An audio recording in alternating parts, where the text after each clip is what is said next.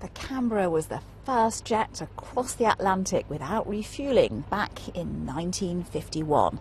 The RAF's first jet bomber. Now this one, which has remained on the ground at Coventry Airport since 2007, is to be restored. It all comes flooding back.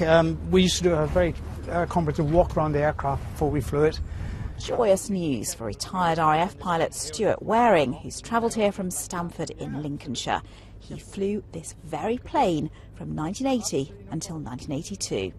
It was the first Canberra I flew that had a real history to it, being the record breaker, the holder of the world altitude record. How much do you miss not being up there flying it? Oh, terribly. I had to retire on age. Couldn't continue flying all my professional life. Started flying when I was 16. Flew for 49 years. Never had a day's work. It's always been flying. That's my whole life. It's been flying aeroplanes. I miss it horribly. Experts from the Vulcan to the Sky Trust will lead the project. They also restored a Vulcan bomber like this, which flew until last year.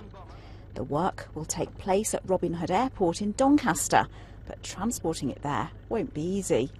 Well, we'll have to remove the wings and then the tailplane, and then we'll support the fuselage onto a large 60-foot trailer.